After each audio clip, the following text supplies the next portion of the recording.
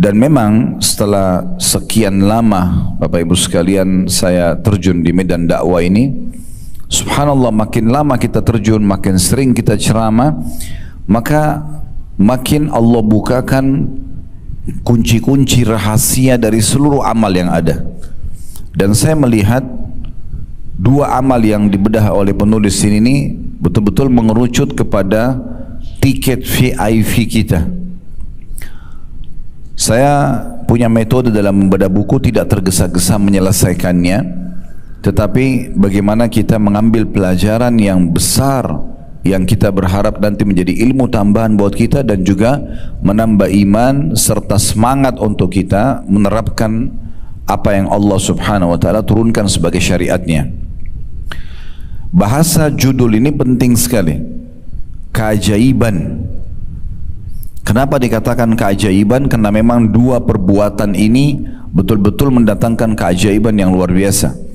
Sebagaimana nanti Bapak Ibu akan dengarkan, buku ini dikuatkan dengan dalil-dalil perkataan para salafus salih dan juga realita di lapangan bagaimana sedekah dan istighfar banyak sekali menyelesaikan perkara-perkara dalam kehidupan manusia. Kalau yang pegang buku di depan setelah judul keajaiban sedekah dan istighfar, di bawahnya ada kanker ganas sembuh lewat sedekah. Lalu koma sungguh ajaib. Ya. Di situ ada penjelasan walaupun tulisannya agak kecil. Saya masih membahas covernya dulu ya.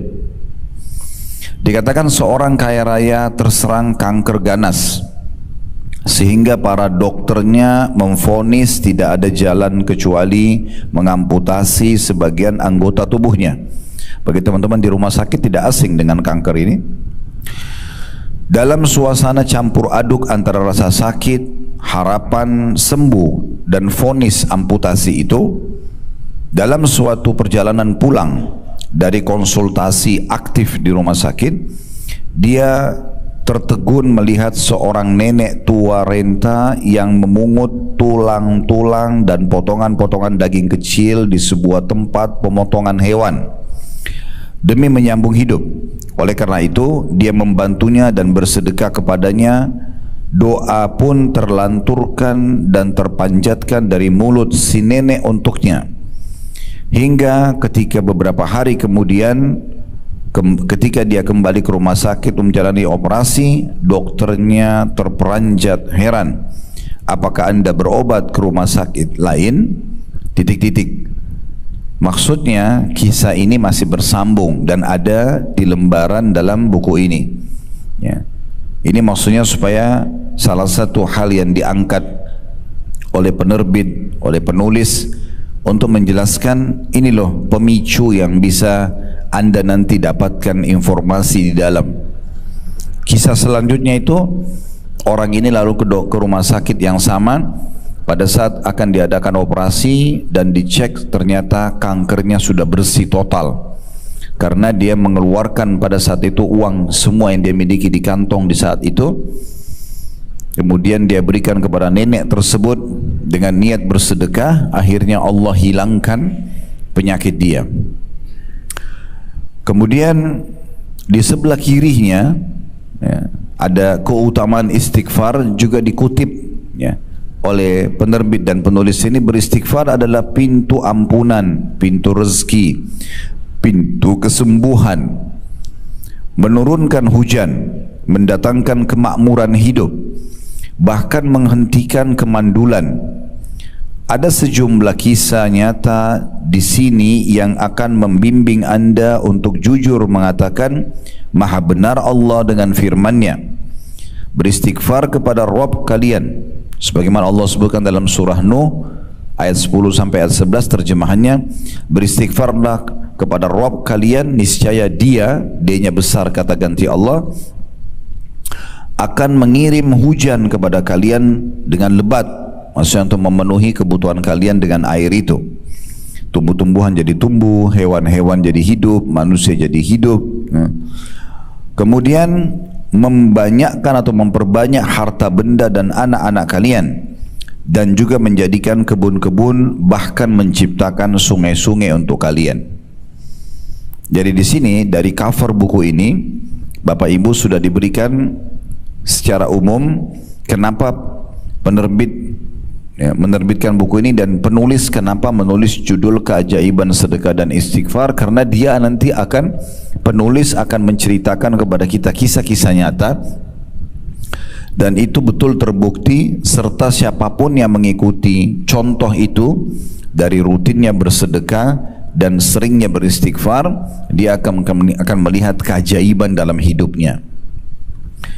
Saya sarankan Bapak Ibu sekalian, kalau punya buku seperti ini, biasanya kalau yang hadir di pameran buku atau ke toko buku, ada saja daya tarik untuk kita beli. Cuma masalahnya di tengah-tengah masyarakat kita, daya bacanya masih rendah. Kita malas sekali baca. Mungkin kalau beli buku seperti ini tidak terlalu tebal sebenarnya, tapi untuk menghatam, menghabiskan itu bisa dikatakan jarang sekali. Oleh karena itu kita gunakan metode bedah ini supaya kita bisa menyelesaikan. Di lembaran pertama dari buku ini, atau tepatnya lembaran kedua ya, jadi kalau kita buka buku ini, ada judul dalam bahasa Arab At-Tadawi bis Sadaqah, berobat dengan sedekah. Terus di bawahnya At-Tadawi bil Istighfar, berobat dengan istighfar. Lembaran setelahnya dijelaskan siapa penerjemahnya, ya penerbitnya, dan selain judul asli dan juga judul terjemahan. Kemudian Bapak Ibu sekalian, maaf bukan menggurui tapi ini kena bedah buku. Saya selalu sarankan kepada seluruh jemaah, dan waktu saya juga ngajar di kampus kepada teman-teman mahasiswa, agar kalau beli buku yang paling pertama dilihat selain judul adalah daftar isi. Daftar isi akan menggambarkan kepada kita apa sih sebenarnya isinya buku ini ya. Dan ini penting sekali. Walaupun kadang-kadang saya bercanda juga dengan jemaah, kalau beli buku yang paling pertama buka plastiknya dulu ya. Karena banyak orang beli buku sudah 5 tahun di raknya di rumah, belum dibuka plastiknya, hanya karena tertarik dengan judulnya ya. Baik, bagi teman-teman yang pegang buku bisa lihat daftar isi. Di situ dijelaskan tentang keajaiban sedekah, ada muqaddimah, kemudian ada pengertian sedekah dulu.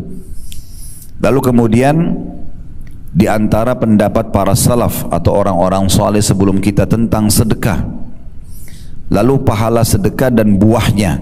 Nah, apa saja yang Bapak Ibu dapatkan nanti kalau bersedekah? Ada sedekah adalah pensucian dan pembersihan dosa, sedekah adalah bentuk ketundukan kepada Allah dan Rasulnya, seorang mukmin berada dalam naungan sedekahnya pada hari kiamat, sedekah itu akan menghindarkan dari musibah dan menjauhkan dari kematian yang buruk, sedekah adalah tanda dan bukti nyata dari iman yang benar, sedekah itu sebagai tebusan bagi seorang muslim dari belenggunya.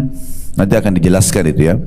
Kemudian Allah SWT memberikan ganti kepada orang yang memberi sedekah, dan pahala sedekah tidaklah terputus dari pemberinya setelah kematian, serta poin yang terakhir, sedekah itu menghapus dosa-dosa atau kesalahan.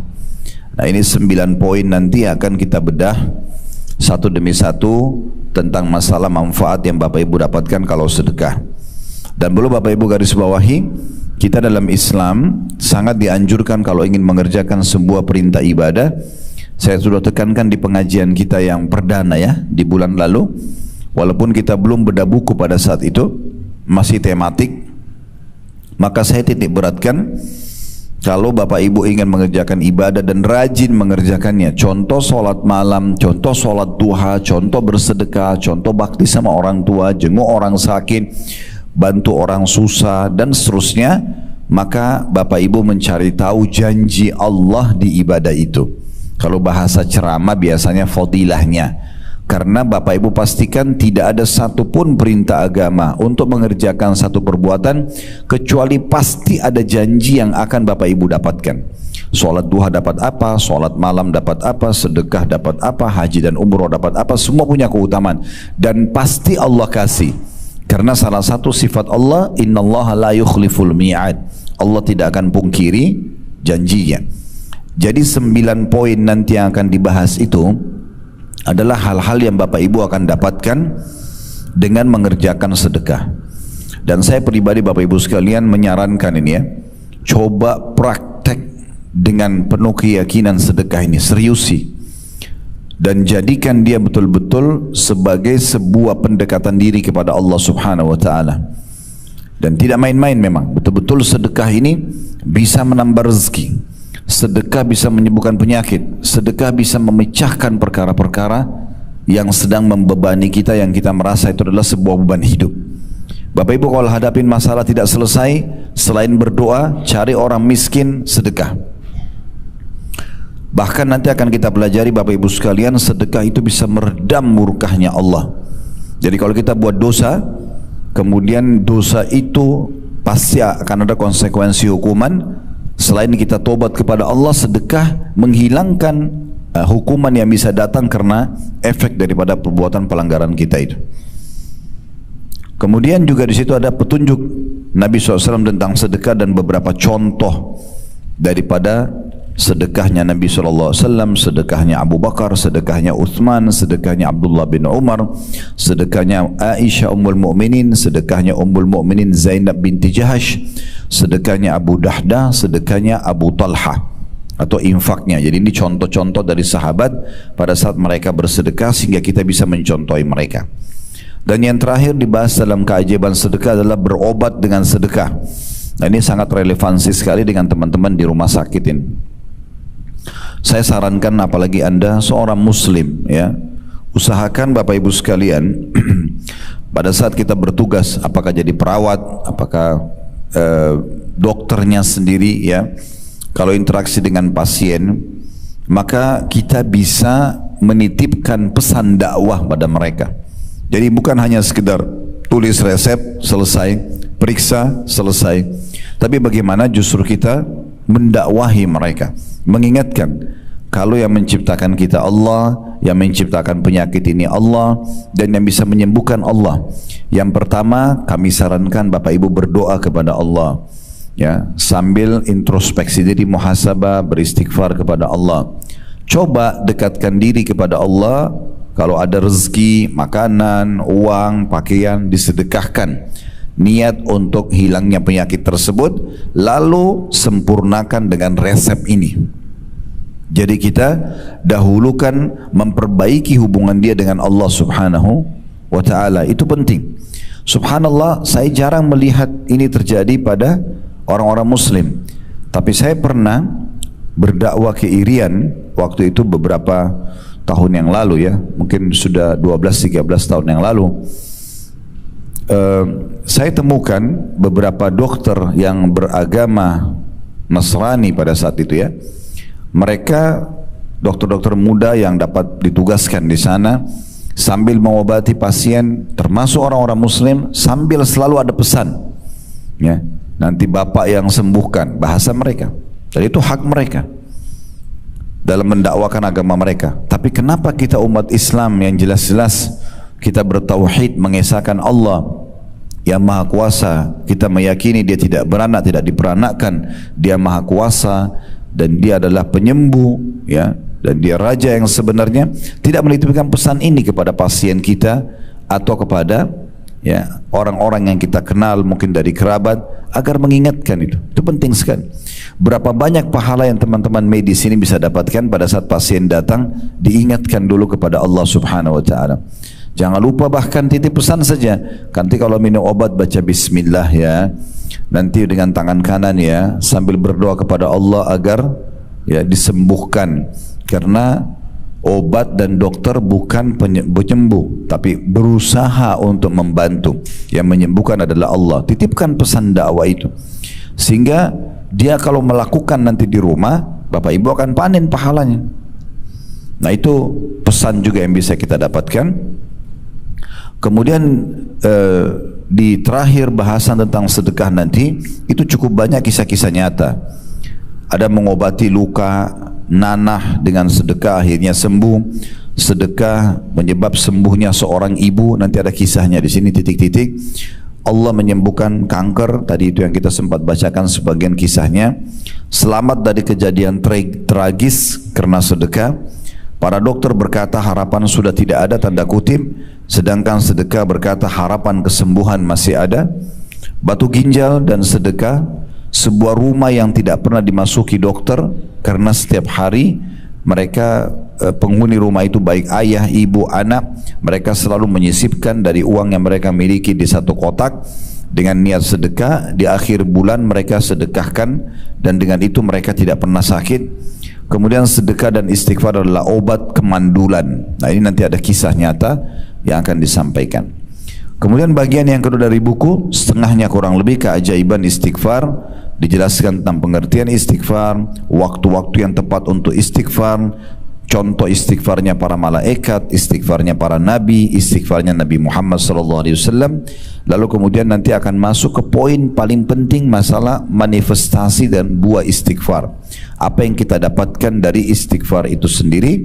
Dan terakhir ditutup kabar gembira bagi para wanita, lalu kisah-kisah istighfar. Hasan Basri dengan jemaahnya yang dia sarankan istighfar, sedekah, istighfar dan keberkahan rezeki, emosi dan amarah istri bisa redah atau pasangan hidup dengan istighfar, dan seterusnya tukang roti dan istighfar, istighfar dan gempa.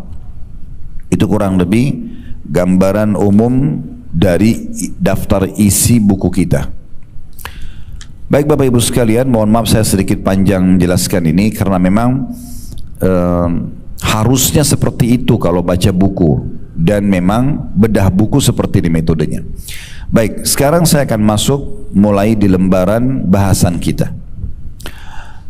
Sedekah ini Bapak Ibu sekalian yang merupakan bagian yang sangat diperintahkan dalam syariat, ya, hukumnya sunnah. Hukumnya sunnah, bukan kewajiban. Tetapi beruntunglah orang yang menjadikan sedekah sebagai kendaraan dalam hidup dia untuk meraih ridho Tuhannya, untuk juga meraih ridhonya manusia. Karena orang yang dermawan suka bersedekah dicintai oleh Allah, karena Allah perintahkan sedekah itu, dan Allah pun maha dermawan. Dan orang yang dermawan pasti disukai oleh manusia. Bapak Ibu kalau berteman dengan orang yang royal, suka traktir, suka memberi, setiap ketemu ada saja hadiah yang dikasih kepada kita, pasti orang semua suka dengan orang seperti ini. Sebaliknya, lawan daripada dermawan, ya, artinya orang yang suka sedekah adalah orang yang bakhil, pelit. Semua orang yang pelit dibenci sama Allah. Bahkan Bapak Ibu perlu tahu ya, lawan dermawan atau pelit itu bagian dari dosa besar. Dosa besar, bukan dosa saja, tapi dosa besar kalau orang pelit, dan akan membuat manusia menghindar dari dia. Semua orang tidak suka dengan orang yang pelit. Kalau ada orang mungkin paras wajahnya biasa saja, postur tubuhnya biasa saja, tapi dia sangat dermawan, suka berbagi kepada kita. Bahkan mungkin roti pun yang dia beli satu tetap dibagi dua antara dia sama temannya misalnya. Pastikan orang ini walaupun mungkin kurang secara fisik akan disukai oleh manusia, dan dia disukai oleh Tuhannya dan akan dapat pahala dengan sedekahnya. Tapi kalau orang cantik, gagah, bahkan punya jabatan yang tinggi pun, tapi kalau dia pelit, bakhil, maka akan dibenci oleh Allah karena dosa besar dan dibenci juga oleh manusia. Ya, ini perlu digarisbawahi. Teman-teman kalau ikuti kajian kami setiap Rabu malam di blog kami itu ada kajian dosa-dosa besar. Salah satu yang disebutkan oleh penulis-penulis buku dosa besar, kami sudah pernah bedah sampai tuntas kurang lebih 120-an kalau tidak salah dosa besar. Imam Az-Zahabi rahimahullah boleh masukkan salah satu babnya bakhil atau pelit dosa besar. Juga Syekh Muhammad Munajjid dalam buku Al-Kabair beliau juga menyebutkan masalah itu. Syekh Muhammad bin Abdul Wahhab yang sedang kami lanjutkan bedahnya sekarang, buku ketiga yang berlanjut sudah 176 kalau tidak salah dosa besar, juga menyebutkan pelit bagian daripada dosa besar. Karena pernah ada seseorang tokoh masyarakat di masa Nabi SAW itu diangkat menjadi kepala suku. Orangnya tampan, bersih, badannya kekar, berwibawa. Kalau dia pakai baju tuh kelihatan rapi dan punya kedudukan, diangkat oleh masyarakatnya atau sukunya menjadi kepala suku. Waktu kepala suku yang sebelumnya meninggal, lalu ada beberapa anggota kepala suku itu datang kepada Nabi SAW. Nabi tanya, karena kepala suku mereka meninggal. Siapa kepala suku kalian sekarang? Disebutlah Fulan bin Fulan, namanya orang yang tadi tampan, bersih, berwibawa, badannya kekar, pakaiannya rapi, bahkan dia kaya raya. Lalu kata Nabi SAW yang ditanya, bagaimana kepribadiannya? Mereka mengatakan, dia tampan ya Rasulullah, dia rapi, dia bersih, dia wangi, dia kaya, dia berwibawa, hanya saja pelit, gak suka memberi perhitungan. Maka Nabi SAW mengatakan, semua kebaikan tadi, kelebihan fisik, kedudukan, kekayaan, itu Nabi gak bahas. Itu semua hilang hanya karena perkataan anggota sukunya, tapi sayangnya dia pelit.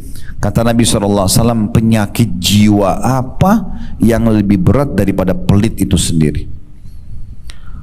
Bapak Ibu sudah tahu belum? Pernah di zaman Nabi Muhammad SAW ada seorang bapak ikut sholat bersama Nabi SAW. Namun subhanallah penampilannya, bajunya lusuh, rambutnya kusut, penampilannya kelihatan tidak terawas dan tidak terurus, seperti orang yang susah. Dan ini biasanya terjadi pada orang yang tidak punya harta. Dia tidak ada uang untuk beli baju, tidak ada uang untuk merawat rambutnya, tidak ada uang untuk menyehatkan tubuhnya, misal. Maka Nabi SAW selepas sholat datang kepada orang tersebut. Pertanyaan pertama Nabi begini, kau punya harta enggak? Orang itu mengatakan, ada ya Rasulullah. Nabi tanya, apa harta kamu? Dia bilang, saya punya kuda, saya punya unta, saya punya domba. Di masa itu, ini berarti orang kaya. Apa kata Nabi SAW? Kalau begitu, mana kamu dari bekas nikmat Allah pada dirimu? Allah nggak suruh kau pakai baju begini, nggak suruh rambutmu berantakan begini. Allah mau kau perlihatkan nikmat Allah pada dirimu. Pakai baju yang layak, sisir rambut yang rapi, ya, tubuh yang segar, penampilan yang bagus. Jangan biarkan citra nama baik kita rusak.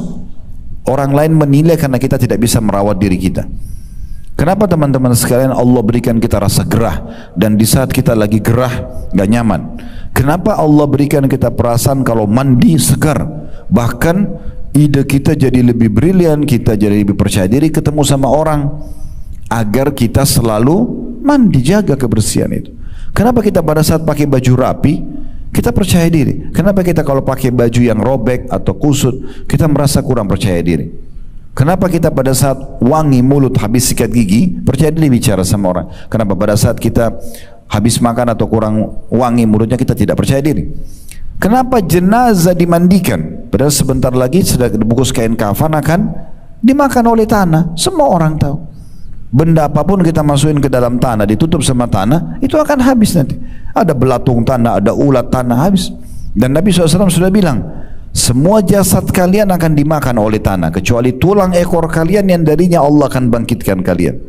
Tapi kenapa harus dimandikan? Kenapa pakai kain kafan baru? Toh dia sebentar lagi akan hancur badannya. Kenapa kita nggak geletakin aja begitu? Karena Allah mau kita selalu dalam kondisi bersih, rapi, menunjukkan nikmat Allah Subhanahu wa ta'ala. Dan sedekah yang paling afdal adalah sedekah pada diri sendiri. Diri sendiri, kita mulai dari diri kita, ya. Kata Nabi SAW kepada seorang sahabat yang pernah mengatakan, ya Rasulullah, saya punya harta dirham, kalau kita sekarang uang, duit saya ada, siapa orang yang paling pantas saya sedekahkan? Kata Nabi SAW, dirimu dulu, diri kita sendiri. Beli pakaian yang pantas, ya, beli mungkin sabun dan sampo yang bagus, beli sepatu yang bagus, yang penting tidak mubazir, tidak berlebihan, tapi jangan juga hinakan diri kita. Kita berada di tengah-tengah, sesuai dengan kebutuhan bukan keinginan, ya. Jadi betul-betul kita harus tahu masalah ini supaya jangan sampai kita keliru, ya. Nabi SAW sangat senang kalau ada orang yang berpenampilan, dan beliau sendiri mencontohkan itu. Beliau sendiri suka dengan bersih dan rapi, ya. Dan beliau juga seringkali tampil di hadapan para sahabat dengan rapi dan bersih. Kalau pernah dengar Abu Hanifah rahimahullah, ini salah satu dari 4 imam madhab. Ada Imam Abu Hanifah, Imam Malik, Imam Syafi'i, Imam Ahmad. Ini 4 mazhab yang sekarang umat Islam umumnya di dunia mengikuti mazhab mereka, ya, atau susunan, ya, hukum syariat yang sudah mereka susun sebagai sebuah panduan bagi umat Islam. Abu Hanifah ini terkenal sekali kalau dia lagi jalan satu tempat wangi, dia bersih, ya, kalau dia tampil pengajian dia selalu coba tampil prima, ya, sebagai contoh bagi orang. Sampai kalau beliau lewat, itu orang-orang tahu, oh, Abu Hanifah baru lewat sini karena wanginya tercium. Abu Hanifah ini pernah habis sholat, dia temui ada satu orang di masjidnya yang sama tadi, mirip dengan kejadian Nabi. Orangnya agak kusut penampilannya, kurang rapi. Lalu kata Nabi kata Abu Hanifah, coba kamu pergi ke sejadah saya di mihrab. Kebetulan Abu Hanifah imam masjid di situ. Beliau mengatakan pada orang itu, coba kamu ke mihrab, angkat sejadah saya, di bawahnya ada sebuah kantong, bawa ke sini. Maka orang itu datang ke sana, diambil kantong tersebut lalu dia bawa. Rupanya isinya uang cukup banyak. Maka kata Abu Hanifah, ambillah, perbaikin hidupmu. Sebagai sedekah dari Abu Hanifah. Orang itu mengatakan, wahai imam, kalau imam gitu kita sekarang kiai, ustadz, ya, wahai imam, saya orang kaya. Abu Hanifah heran, kau orang kaya, tapi kenapa penampilanmu seperti ini? Lalu kata Abu Hanifah menyebutkan hadis Nabi SAW, Inna Allah yuhibbu an yara athara ni'ami ala abdi. Allah suka melihat bekas nikmat pada hambanya. Jadi itu dulu yang perlu diperhatikan. Sedekah penting untuk diri sendiri, yang penting jangan berlebihan, dan ingat sumbernya halal. Kemudian yang kedua, mulai dengan orang-orang yang terdekat kepada kita. Karena sahabat tadi bilang, waktu dia bilang, ya Rasulullah, saya punya harta, saya punya dirham, siapa yang paling layak saya sedekah?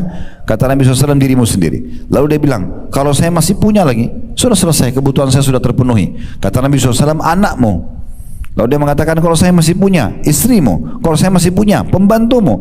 Kalau saya masih punya, kata Nabi SAW, engkau lebih tahu setelah itu.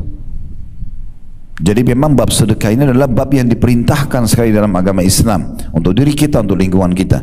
Dan sebagaimana saya bahasakan tadi, teman-teman, kita kalau terbiasa sedekah, pahalanya besar melimpah. Nah, sebagaimana tadi garis besar sudah saya bacakan daftar isi apa yang kita dapatkan kalau sedekah, ya. Yang paling sederhana, semua yang Bapak Ibu keluarkan akan bernilai ibadah di sisi Allah Subhanahu wa taala karena sedekah perintah.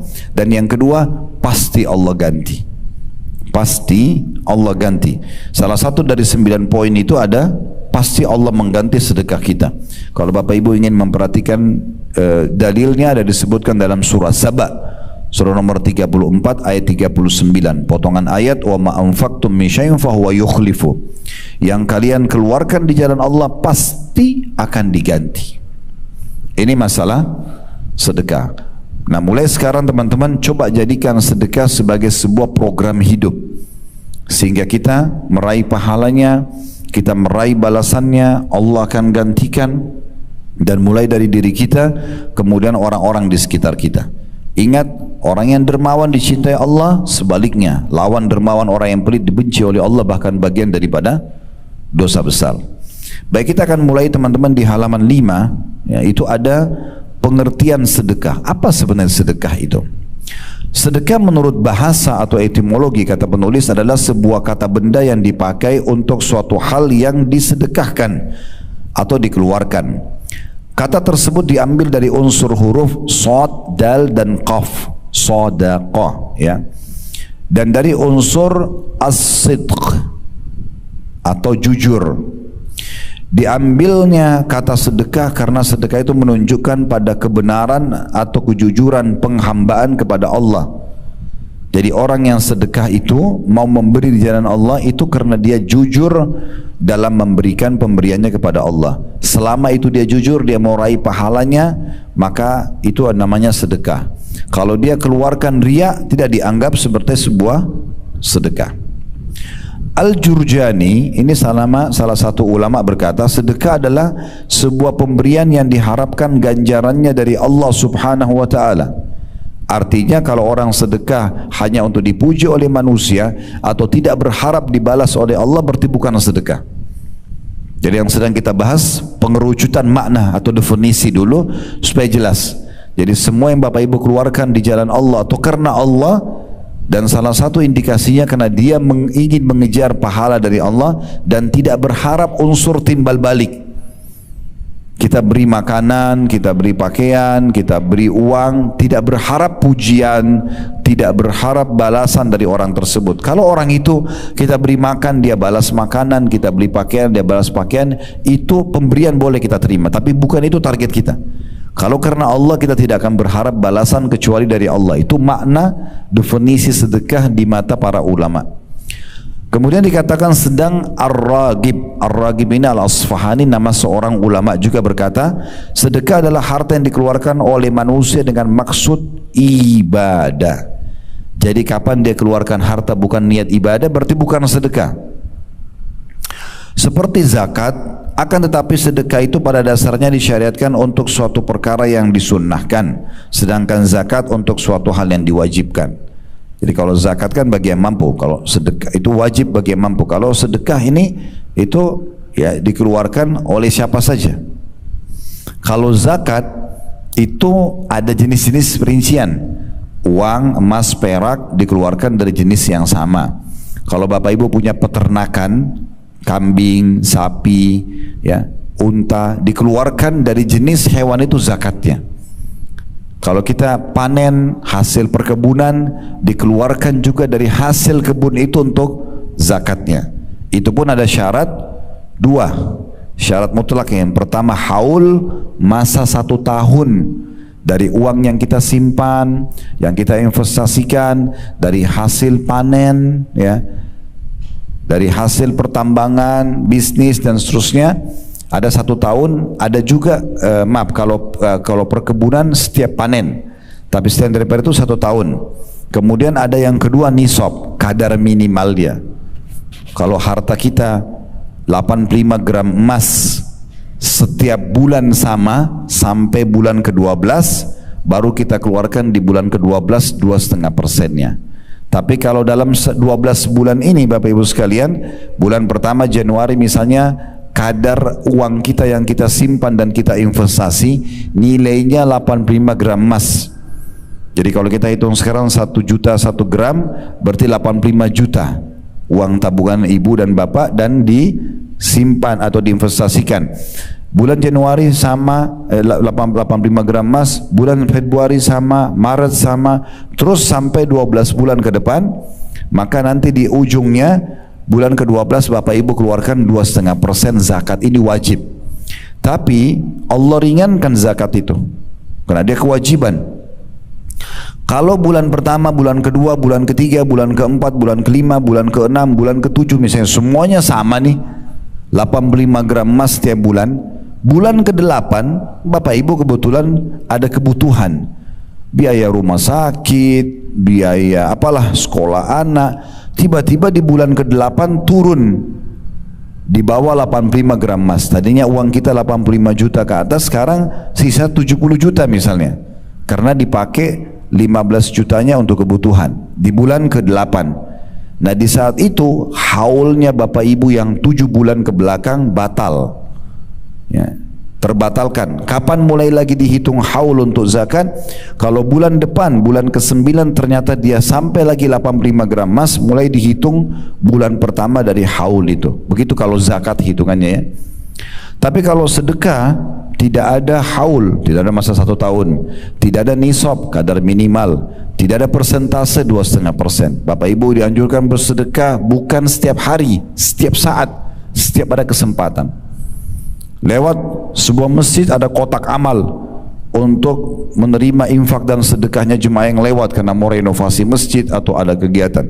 Bapak Ibu taruh uang, maka itu sudah dianggap sedekah, ya. Dan dalam 1 hari bisa berulang kali kita bersedekah. Contoh misalnya Bapak Ibu ingin mengejar hadis Nabi SAW, siapa yang membangun rumah Allah di muka bumi, maka Allah akan bangunkan baginya istana di surga. Maksudnya siapa yang membangun masjid, ada masjid dekat rumah lagi renovasi, kita lewat pagi hari mau ke rumah sakit ini misalnya, sedekah 10.000 rupiah misalnya, berarti kita sudah dapat istana di surga. Pulang sore kotak amal masih ada karena masjid masih belum selesai, dananya belum cukupi, sedekah lagi, dapat lagi istana di surga. Berulang-ulang kita bisa dapatkan dengan adanya peluang sedekah tersebut, ya. Dan Allah Subhanahu wa taala itu maha kaya. Allah kalau membalas, Bapak Ibu sekalian, bukan kita keluarkan 10.000 Allah kasih 10.000, tidak. Allah akan kasih banyak hal. Bisa Allah kembalikan harta, Allah kasih berlipat-lipat ganda, atau Allah berikan misalkan dengan 10.000 sedekah, kesehatan 1 tahun atau 2 tahun tidak sakit, atau Allah berikan keberkahan, anak jadi bakti, atau tadinya mandul bisa melahirkan, bisa hamil dan seterusnya. Banyak hal yang Allah kasih dari sedekah tersebut. An-Nawawi, ini nama ulama juga, berkata disebut sebagai sedekah adalah karena ia merupakan sebuah bukti atas kepercayaan pelakunya. Ya, maksudnya percaya kalau ini adalah perintah Allah dan percaya akan ada balasannya. Kebenaran atau dalam kurung sidq, keimanannya baik lahir maupun batin, maka sedekah itu adalah keyakinan dan kebenaran imannya. Ini tentang definisi sedekah. Sekarang kita dengarkan Bapak Ibu sekalian di halaman selanjutnya yang ke-6, ini penting sekali tentang di antara pendapat para salaf tentang sedekah. Bagaimana orang-orang soleh sebelum kita, salaf maksudnya orang terdahulu sebelum kita, dari kalangan sahabat, dari tabi'in, tabi'in, orang-orang sebelum kita, bagaimana mereka memandang sedekah. Tolong sedikit fokus supaya kita lebih ambil manfaat. Bagaimana mereka memandang sedekah itu, sehingga mereka bisa konsisten selalu bersedekah. Ada persepsi kita nanti yang kita coba perbaikin di Indonesia yang keliru, ya. Maksudnya bukan Indonesia, umumnya umat Islam lah. Kita akan mulai statement pertama diangkat oleh penulis, perkataan Umar radhiyallahu anhu. Beliau mengatakan sesungguhnya amal-amal, maksudnya amal soleh itu saling berbangga-bangga diri. Sholat, haji, ya, bakti sama orang tua, semua saling berbangga diri. Lalu sedekah berkata kepada semua amal soleh yang lain, saya adalah yang paling baik di antara kalian. Berarti menandakan dari statement Umar radhiyallahu anhu ini, sedekah itu kedudukannya bila dibandingkan dengan amal-amal soleh yang lain ini sangat tinggi, karena dia menunjukkan bukti keimanan seseorang hamba kalau Tuhannya memerintahkan dan akan memberikan balasan. Kemudian statement yang kedua, Abdul Aziz bin Umair rahimahullah berkata, solat itu akan menyampaikan dirimu setengah perjalanan, puasa menyampaikan dirimu kepada pintu sang raja. Solat setengah perjalanan, puasa akan membawa kamu ke pintu istana sang raja, maksudnya Allah Subhanahu wa taala. Sedangkan sedekah akan menyampaikan dirimu ke hadapan raja tersebut. Jadi luar biasa.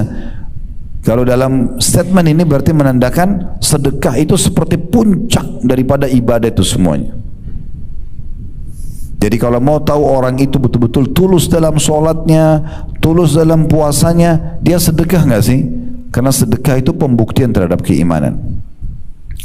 Ibnu Abi Al-Ja'ad, ini nama seorang salaf, orang soleh, berkata sesungguhnya sedekah itu benar-benar menghilangkan 70 pintu keburukan. Jadi satu kali sedekah itu sudah cukup Allah hilangkan dari kita 70 pintu keburukan yang bisa menimpa kita. Kemudian Yahya bin Mu'adz rahimahullah berkata, tidaklah saya mengetahui suatu biji yang bisa mengimbangi gunung di dunia ini kecuali sedekah. Maksudnya sedikit dikeluarin, sedekah sepotong roti, sedekah sesendok nasi misalnya, 1.000 rupiah, itu udah cukup nilainya bergunung-gunung nanti pada hari kiamat. Asy-Sya'bi, ini sama juga salah satu ulama berkata, barang siapa, nah ini metodenya ya, bagaimana, tadi itu kan semua tentang kedudukan sedekah, mulai dari perkataan Asy-Sya'bi, setelahnya ada Al-Laits, ada Al-Fudail bin Iyad. Ini cara kita memandang sedekah. Yang tadi saya bilang teman-teman, harus kita ubah persepsi kita. Kalau kita selalu punya persepsi, orang minta nih, lagi di jalan, Anda naik mobil atau naik motor, ada orang ulurin tangan, lalu kita punya persepsi, oh dia butuh dengan saya, makanya kita dengan cueknya menolak dia, karena kita anggap dia butuh. Atau kita memberikan uang tanpa melihat wajahnya pun. Mungkin ada orang naik mobil, begitu orang minta bantuan, kaca mobil turunkan sedikit, dia mungkin cuma jepit uang 500 rupiah atau 1.000 rupiah dikeluarkan, ya, seakan-akan menghinakan si penerima itu. Ingat, ini persepsi salah.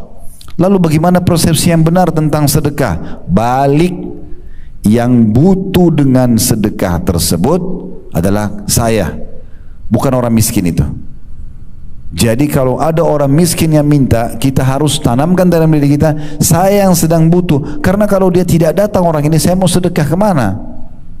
Dia menerima uang yang kita kasih 1 juta rupiah, 500 ribu, 100 ribu, 10 ribu, 5 ribu, misalnya 1000 rupiah pun kita kasih ke dia, nilai itu dipakai sama dia, beli air mineral, beli roti, beli kebutuhan dia, bayar utangnya misalnya, dia pakai, habislah.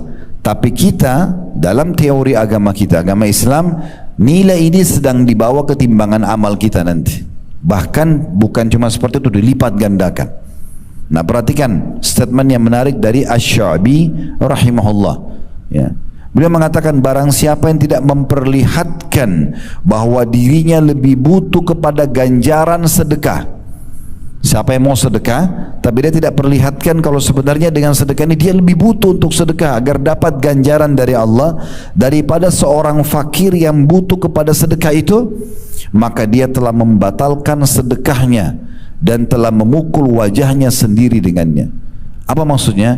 Kalau anggap remeh penerima sedekah itu, menganggap dia yang butuh, bisa batal sedekah kita. Karena seakan-akan kita enggak tulus kepada Allah Subhanahu wa taala. Tidak usah lihat siapa yang minta, tapi pada saat ada yang minta, salah satu ciri yang ciri Nabi Muhammad SAW dan beliau jadikan sebagai contoh buat umatnya, beliau tidak pernah menolak siapapun yang minta. Tidak pernah menolak. Beliau berikan semampunya. Sehingga tertanam dalam hatinya sifat kedermawanan dengan penuh keyakinan bahwasanya Allah melihat dan apa yang saya sedekahkan bukti keimanan saya dan pasti Allah ganti.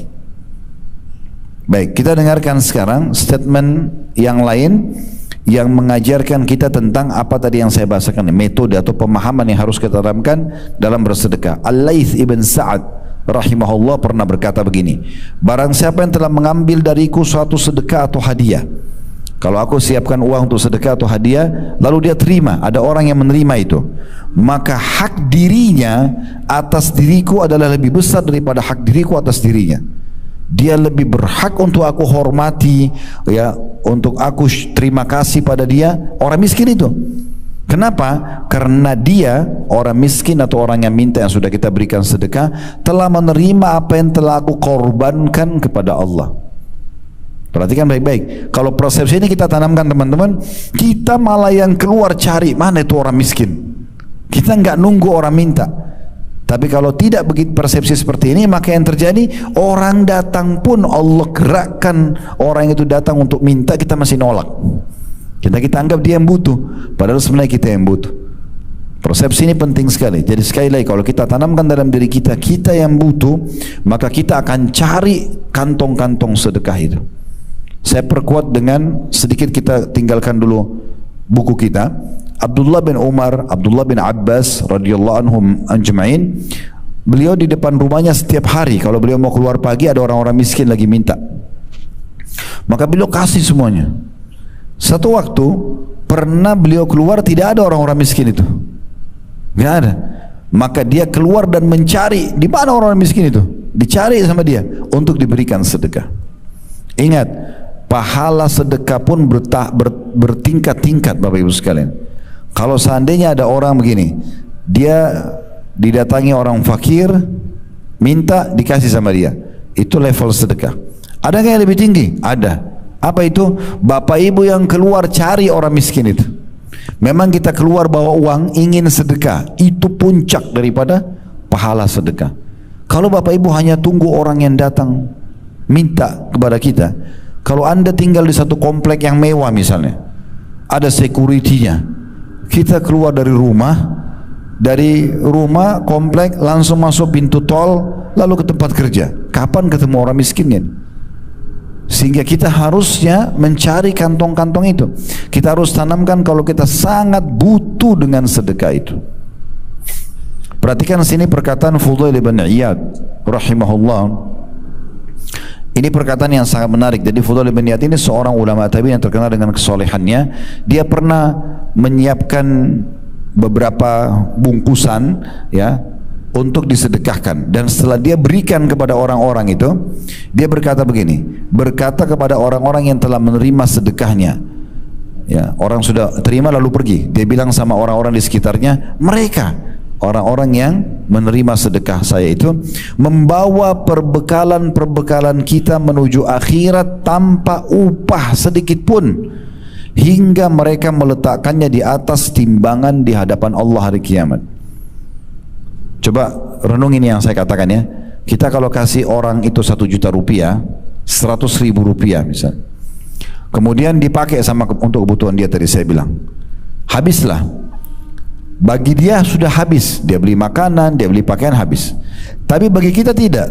Nilainya itu dibawa oleh orang ini, dia penyebabnya ketimbangan amal kita hari kiamat. Dengan itu kita bisa dapat. Ini persepsi harus ditanam benar-benar ini, sehingga kita selalu merasa kita yang butuh dengan sedekah itu. Dan dengan ini kita tidak akan pernah menolak siapapun yang minta sama kita, kasih saja ya. Kemudian ada statement selanjutnya. Ini statement Ali bin Abi Thalib yang perlu juga kita renungi. Nanti kita tutup dengan ini ya, insya Allah nanti tentang pahala sedekah dan buahnya kita akan bahas di pertemuan akan datang ya. Kita bahas statement ini. Jadi statement Ali bin Abi Thalib ini Bapak Ibu sekalian menjelaskan kepada kita poin penting. Apa itu? Kalau Bapak Ibu sedang Allah kasih kayak sekarang, Masya Allah teman-teman punya profesi, pekerjaan, ada jabatannya ya, bekerja misalnya. Nah pekerjaan ini teman-teman sekalian mendatangkan income buat kita. Fahami baik-baik, berarti Allah sudah memberikan rezeki kepada kita. Siapa yang diberikan seperti ini, apalagi kalau sampai besar gajinya, atau dia bahkan selain kerja punya usaha, punya income tambahan, harta itu bukan hanya buat kita, ada hak orang lain di situ. Jangan pernah pelit ini. Jadi kalau kita punya tabungan 100 juta itu bukan punya kita sendiri. Buktinya kita kalau mati pada hari itu juga, itu jadi hak orang lain bukan? Jadi warisan. Jangan gitu. Jadi bukan punya kita. Gunakan buat kita secukupnya, selebihnya sedekahkan, kasih ke orang.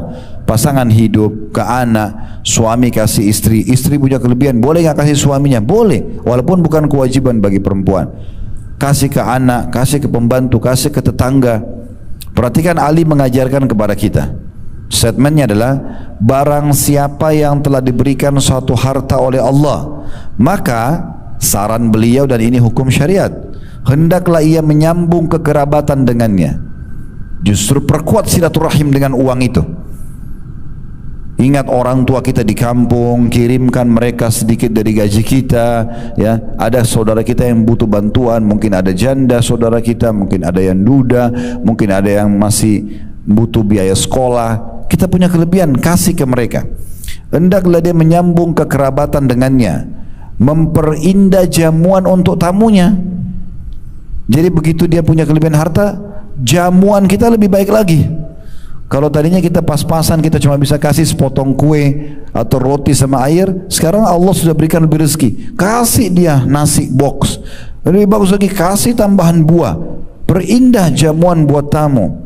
Tujuannya untuk apa? Supaya harta itu jadi berkah. Allah akan kasih tambahan nanti dengan itu. Lalu kemudian menolong seseorang yang membutuhkan, kemudian membebaskan tawanan ya. Di masa dulu kalau ada peperangan, supaya tawanan bebas kan ditebus ya. Kemudian Ibnu Sabil itu orang terputus jalan. Ada orang dari Surabaya datang ke Jakarta, dirampok di terminal, datang ke kita, saya mau pulang mas, saya mau pulang pak, saya mau pulang bu, mbak, tolong bantu saya transportnya 30.000. Oh ya silakan, langsung kasih. Dia pulang, kita dapat pahalanya gitu. Jangan bilang setan bisikin nih, kayaknya dia bohong nih. Kita terima lagi bisikan itu, iya kayaknya bohong, negosiasi sama syaitan. Tugas kita kalau ada kesempatan untuk sedekah, eksekusi, bukan negosiasi. Langsung selesai, nggak usah pikirkan orang itu jujur atau tidak. Innamal a'malu bin niat, semua sesuai dengan niatnya. Bapak ibu kalau sedekah dapat pahalanya. Kalau si penerima itu bohong, dia pakai kaki palsu lah, dia pakai tangan palsu, dia bohong, dia sesuai dengan niatnya, nggak usah khawatir. Saya pernah jelaskan di pertemuan perdana kita dulu, kalau di ruangan ini ada orang bawa proposal masjid.